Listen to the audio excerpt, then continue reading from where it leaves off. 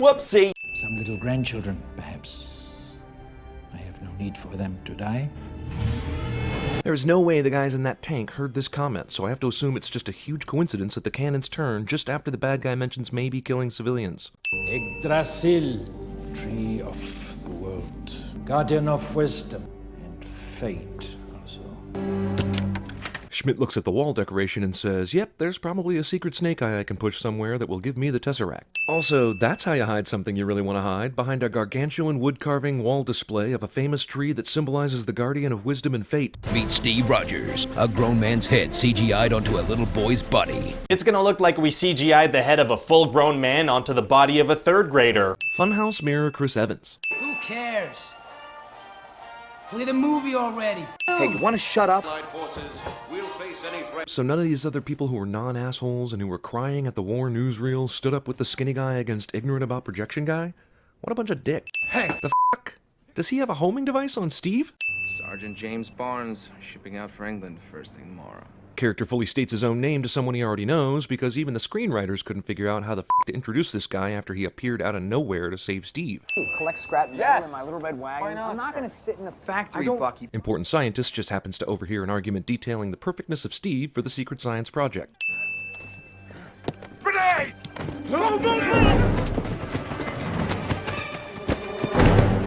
Is this a test? Stupidest criteria ever. You want to pick the guy who would get himself killed at the first enemy grenade? Every single other candidate did what a good soldier and person with common sense does. They ran. Only Steve Rogers was stupid enough to jump on a grenade that at the time he jumped wasn't even going to hurt anyone because everyone else had run away. He's still skinny. Yeah, well, what does it matter if he's skinny? Especially if you're going to inject him with all those super steroids later anyway. That's 100%! The only way we'll know if this is truly a lot of power is if all the machines start sparking at once. Like most things in comic book universes that make a person bigger, the pants stay on. And in this case, there's still a perfect fit. Son of a bitch did it. Let's not start sucking each other's just yet. How do you know at this very moment it didn't give him brain damage or something? Why would this process leave one vial of serum behind after the experiment? And how did this spy guy know one would be left? In fact, why blow up the observation room when everyone was busy shaking hands over the successful procedure? Dude could have tried to take it when no one was looking. Then blow up the observation room if someone yelled at him. Why does the spy drive directly towards Agent Carter after she shot the driver from behind from a much longer distance? There are plenty of roads he could have turned down to avoid this and get to where he needs to go. Also, why can Agent Carter hit a driver from behind at a much longer distance but not hit this dude's head from a much shorter distance? Good thing there's only one yellow taxi in New York City at the time Steve is trying to catch up to a yellow taxi. Guy with gun doesn't immediately shoot super soldier that lands on his car roof. And when he does finally use his gun, of course the hero somehow magically dodges all the bullets he can't see coming. Man, what a nasty wreck. That guy must look like a mangled horror show wreck. Holy shit, that wreck was meaningless! When he was driving the cab, he was basically trying to avoid Steve the whole time, going about it in a random manner, taking wild turns to avoid him and even trying to throw him off the car, but this is where he wanted to go all along? And if so, why was the original car going in a completely different direction before Agent Carter shot the driver? So the plan was to go into the military compound, blow up the observation room, expect the explosion to be a diversion for everyone, steal one vial of serum that just happened to be there, kill the scientist, hope the formula hasn't been shared with anyone else, escape up some stairs, avoid or kill all military police, run out the front door, take a car which has 2 henchmen in it just in case you're followed, drive to the pier, where you expect that no one would follow you anymore and you'd just be able to board this submersible with absolutely no witnesses or other issues. So that colonel must be super excited that the procedure worked. No, he's like, I have no use for you. He says no to a guy that chased down a car on foot and pulled a guy out of a moving submarine. That's what we're going with. I asked for an army and all I got was you. You are not enough. Okay, so if you used Steve, he wouldn't have to fight alone, would he? Couldn't he just be a regular soldier who kicks a lot more ass than usual? Then Steve becomes an entertainer for like 10 minutes of runtime. Why would we have that in the movie? Literally just to explain why he has a silly name and a costume. Sergeant James Barnes from the 107th. I have signed more of these condolence letters today than I would care to count. But the name does sound familiar. I'm sorry. Steve just accepts that James is dead because Phillips says the name sounds familiar. But the name is fucking James Barnes. It's not Lyle Alzado or some shit. We'd lose more men than we'd save, but I don't expect you to understand that because you're a chorus girl. Did Colonel Phillips not hear about the story where Steve tracked down that spy driving a car while on foot and jumped into the water to stop that guy in his high-tech submersible? What the f***? These anti-aircraft guns have only one plane to shoot at, but they miss like stormtroopers. The driver of this truck doesn't hear the easily hearable commotion as Cap beats up the bad guys. Every one of these trucks has a crew of dudes coming over to check it except this one, where one lone soldier comes to check so that Cap can knock him out with a shield. Also, no one hears the loud clank of the shield, or sees a guy flying 10 feet backwards, or sees Cap with his practically glow-in-the-dark shield running away. Not one lookout in this entire Hydra base. Not one guard at the sensitive Tesseract weapons depot. Zoom and enhanced technology in the 1940s. I must declare Captain Rogers. Wait, they didn't make him a real captain, did they? That was just his costume stage name for the USO shows and shit, right?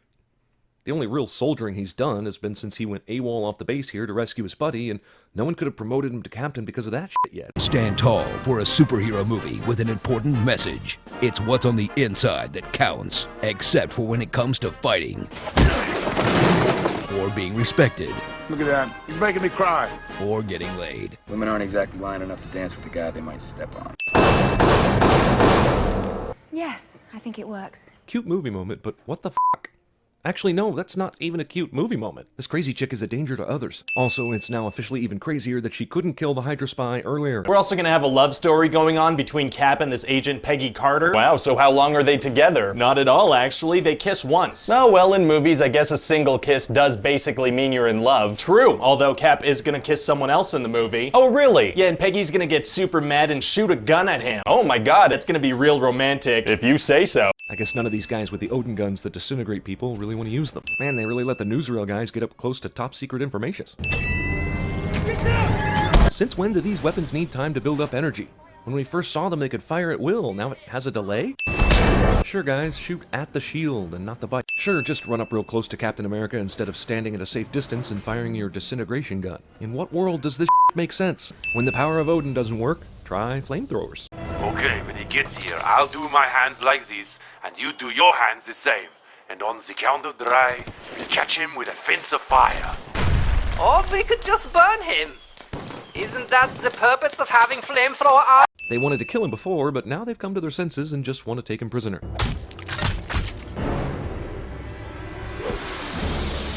Red Skull and crew just stare at the incoming Special Forces guys instead of, firing at them and stuff. Hey, nobody in a Hydra uniform better shoot that Captain America guy in the side or the back while he's freely traipsing through this hangar, okay? Wait! Give me a break, lady. Fate of the world? Hello?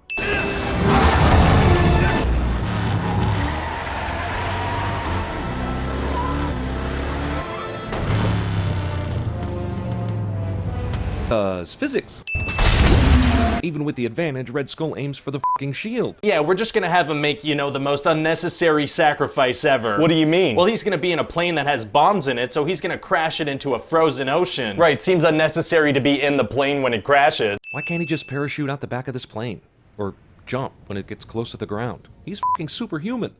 Why is he just resigned to death? The plane's headed to bomb New York. If I don't force it down now, a lot of people are gonna die. I gotta put her in the water. Please, don't do this. We have time. We can work it out. Just turn the plane around. I wish I could, but there's just no time. It's just not in the cards, you know? What do you mean? Do you not have control of the plane? No, I've got control. Are the bombs set to explode on a timer? Can you not disarm them? I actually got rid of most of them already. They're not even bombs, really. More like these tiny little airplanes with ejector seats and everything. I even flew one. You what? Nothing. They even painted the names of the cities in bright plain English, too. But why do you want it in English, sir? We are German. Do not question my genius! Then why can't you pilot one of the bombs back here before the plane crashes? That sure sounds nice. It's just too late. You are being absurd! I'm gonna need a rain check on that dance, Peggy. You're not even going to look for a parachute! Something! Just right into the ground! So heartbreaking! The plane's going down! Ah! So wait, what happens to Red Skull? Oh, well, he's gonna touch the Tesseract and something is gonna happen. Oh, what's gonna happen? Like a space beam? He's gonna disappear? I don't know. 2-hour advertisement for the Avengers ends with literal advertisement for the Avengers.